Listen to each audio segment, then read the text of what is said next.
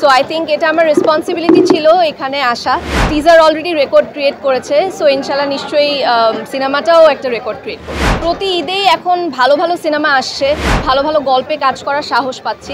ভালো কোনো সিনেমার সাথে যুক্ত হওয়ার ইচ্ছা আছে। ডেফিনেটলি ভালো খারাপ মিলিয়েই আসলে একটা ইন্ডাস্ট্রি হয়। বাবা মা বা ফ্যামিলির কাছ থেকে সাপোর্ট পেতাম, এখন ইনলজের কাছ থেকেও সাপোর্ট পাচ্ছি। না আসলে এইখানে যেহেতু আমি রিমার্ক হারলানের সাথে রিসেন্টলি জয়েন করেছি, সো আই থিঙ্ক এটা আমার রেসপন্সিবিলিটি ছিল এখানে আসা। সো ব্যস্ততা হোক যাই হোক, সেইখান থেকেই সেই রেসপন্সিবিলিটি থেকে এখানে আসা, সেই সাথে খুব ভালো একটা সময় কেটেছে। সো সব মিলিয়ে ভালো লাগছে। যেহেতু সামনে ঈদ, সো ডেফিনেটলি এখন তো অনেকগুলো নাটকের শুটিং চলছে। যদিও কয়েক বছর আগের থেকে এখন কাজ কিছুটা কম হয় কোয়ান্টিটির দিক থেকে।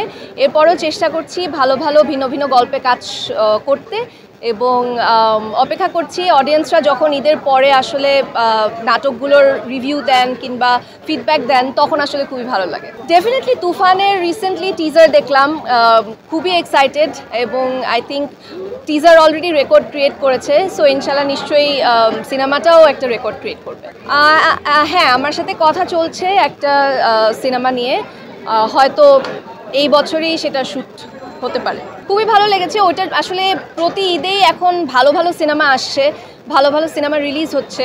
সো এটা আমাদের অডিয়েন্সের জন্য, ইনফ্যাক্ট আমাদের আর্টিস্টদের জন্য খুবই ভালো একটা খবর, কারণ আমরাও আসলে এখন ভালো ভালো গল্পে কাজ করার সাহস পাচ্ছি। সো সিয়ামের কাজটা নিয়েও এক্সাইটেড। এছাড়াও আরও অনেক মুভি আসছে, আই থিঙ্ক ধীরে ধীরে প্রত্যেকটার টিজার বা পোস্টার রিলিজ হবে। সো আমি চেষ্টা করি প্রতি ঈদেই যখন কোনো সিনেমা রিলিজ হয় সেগুলো হলে গিয়ে দেখার। গতবারও দেখেছি, ইনশাল্লাহ সামনেগুলোতেও দেখবো। এবারে আসলে রাজকুমার দেখেছি, ওমর দেখেছি, আর কি রিলিজ পেলো, দেয়ালের দেশটা দেখা হয়নি। যদিও দেয়ালের দেশ নিয়ে আমি খুবই ভালো রিভিউ পেয়েছি, শুনেছি খুব ভালো হয়েছে, বাট সব কিছু মিলে দেখা হয়নি। তবে রাজকুমার আর ওমর দেখেছি, এবং দুটাই খুবই ভালো লেগেছে। একজন আর্টিস্টের তো ফাইনাল এটাই থাকে যে সিনেমায় নিজেকে দেখবে। সো অবশ্যই ভালো কোনো সিনেমার সাথে যুক্ত হওয়ার ইচ্ছা আছে।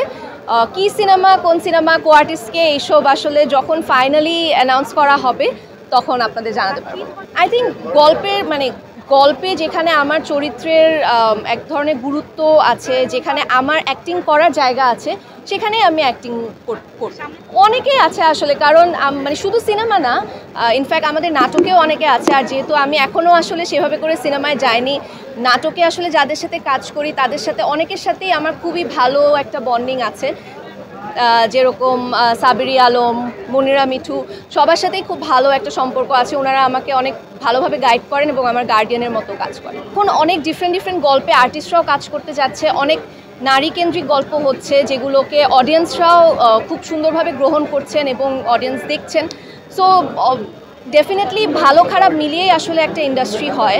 সো কিছু খারাপ কাজের মাঝে অনেকগুলো ভালো কাজও আছে। এবং ভিউয়ের কথাটা বললে, আই থিঙ্ক ভিউ হচ্ছে একটা মানুষ কত দেখছে সেটার একটা মেজারমেন্ট। ভিউ দিয়ে যদি আমরা কোয়ালিটি বিচার করি সেটা আসলে হবে না, বা তার মানে এই না একটা অনেক ভিউ আছে এরকম একটা কাজও ভালো কোয়ালিটিরও হতে পারে আসলে। না, আমি যেটা বলেছি, আমি যেহেতু সামনে আসলে সিনেমা নিয়ে কথা চলছে, সো সেখান থেকে আসলে নাটকে একটু কম কাজ করা হচ্ছে।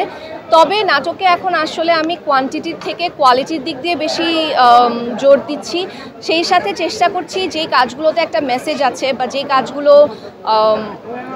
সামহাউ কোনো না কোনোভাবে আমি কোনো একটা গল্প বলতে পারবো আমার সাইড থেকে, সেই ধরনের গল্পে কাজ করার চেষ্টা করছি। এবং অডিয়েন্স আমাকে খুব ভালোভাবেই সাপোর্ট করছে। শুরুতে একটা ভয় ছিল যে নারীকেন্দ্রিক কাজ কিংবা এরকম মেসেজ যুক্ত কাজগুলোকে অডিয়েন্স গ্রহণ করবে নাকি, কিন্তু আমার অডিয়েন্স আলহামদুলিল্লাহ আমাকে খুব ভালোভাবেই গ্রহণ করেছে এই কাজগুলোকে। আমার ক্ষেত্রে তো সেটা হয়নি ভাইয়া। আমার ক্ষেত্রে আমি বলবো আলহামদুলিল্লাহ বিয়ের পরে আমার কাজের কোয়ালিটি অনেক ইমপ্রুভ করেছে। আমার আগে বাবা মা বা ফ্যামিলির কাছ থেকে সাপোর্ট পেতাম, এখন ইনলজের কাছ থেকেও সাপোর্ট পাচ্ছি।